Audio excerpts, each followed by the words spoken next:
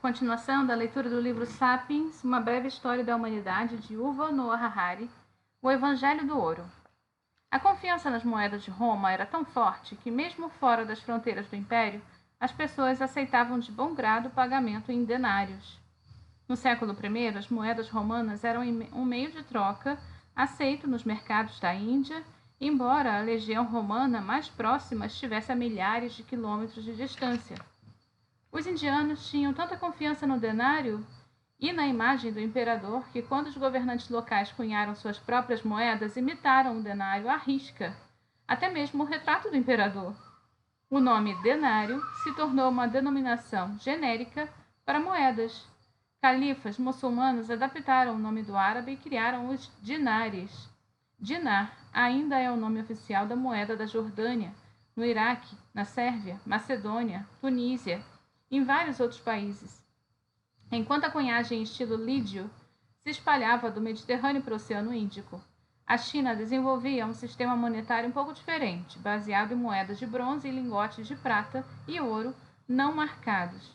Mas os dois sistemas monetários tinham suficientes pontos em comum, em especial o fato de se basearem em ouro e prata, para se estabelecessem sólidas relações monetárias e comerciais entre as zonas chinesas e Lídia. Mercadores e conquistadores muçulmanos e europeus disseminaram gradualmente o sistema lídio e o Evangelho do Ouro aos 4 cantos do planeta. No fim da Era Moderna, o mundo inteiro era uma única zona monetária, primeiro baseada em ouro e prata e depois em algumas moedas confiáveis, como a libra esterlina e o dólar americano. O surgimento de uma única zona monetária transnacional e transcultural assentou as bases para a unificação da Afroásia e, com o tempo, do mundo inteiro, em uma única esfera econômica e política. As pessoas continuaram a falar línguas mutuamente incompreensíveis, obedecer a governantes diferentes e adorar deuses distintos, mas todos acreditavam em ouro e prata, e a moeda de ouro e de prata. Sem essa crença partilhada, as redes de comércio mundiais teriam sido praticamente impossíveis. O ouro e a prata que os conquistadores do século XVI encontraram na América permitiram que os mercadores europeus comprassem seda, porcelana e especiarias do leste da Ásia, movendo assim as rodas do crescimento econômico tanto na Europa quanto no leste da Ásia.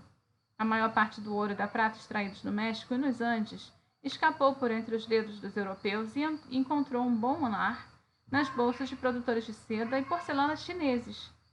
O que teria acontecido à economia global se os chineses não tivessem sofrido da mesma doença do coração que afligiu Cortés e seus companheiros, e tivessem se recusado a aceitar pagamento em ouro e prata? Ainda assim, porque chineses, indianos, muçulmanos e espanhóis, que pertenciam a culturas muito distintas, que não tinham quase nada em comum, partilharam da mesma crença do ouro? Por quê? Não aconteceu de os espanhóis acreditarem em ouro, os muçulmanos em cevadas, os indianos em conchas de cauri e os chineses em rolos de seda? Os economistas têm uma resposta pronta.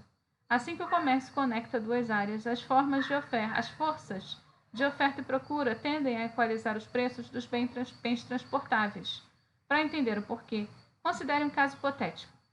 Suponha que quando teve início o comércio regular entre a Índia e o Mediterrâneo, os indianos não tinham o menor interesse em ouro, de modo que ele praticamente não tinha valor. Então, mas considerando que no Mediterrâneo o ouro era um símbolo de status cobiçado e, por conseguinte, seu valor era alto, o que aconteceria depois?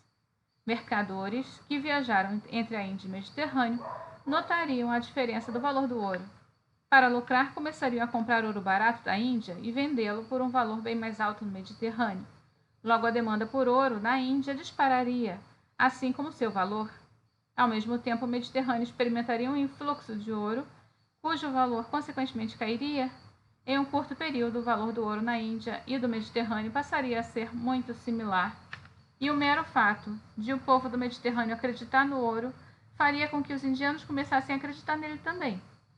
Mesmo que os indianos ainda não tivessem encontrado uma utilidade real para o ouro, o fato de o povo do Mediterrâneo o desejar seria o suficiente para fazer com que os indianos o valorizassem. Do mesmo modo, o fato de outra pessoa acreditar em conchas de cauri, dólares ou dados eletrônicos é suficiente para fortalecer nossa própria crença neles, mesmo que essa pessoa seja odiada, desprezada ou ridicularizada por nós. Cristãos e muçulmanos, incapazes de concordar em termos de crença religiosa, concordam quando se trata de uma crença monetária, porque enquanto a religião nos pede para acreditar em algo, o dinheiro nos pede para acreditar que outras pessoas acreditam em algo. Durante milhares de anos, filósofos, pensadores e profetas demonizaram o dinheiro e o consideraram a raiz de todos os males. Seja como for, o dinheiro é também o apogeu da tolerância humana. O dinheiro é mais tolerante que linguagem, leis estaduais, códigos culturais, crenças religiosas e hábitos sociais. O dinheiro é o único sistema de crenças criado pelo humano que pode transpor praticamente qualquer abismo cultural e que não discrimina com base em religião, gênero, raça, idade ou orientação sexual. Graças ao dinheiro, até mesmo pessoas que não se conhecem e não confiam umas nas outras são capazes de cooperar de maneira efetiva.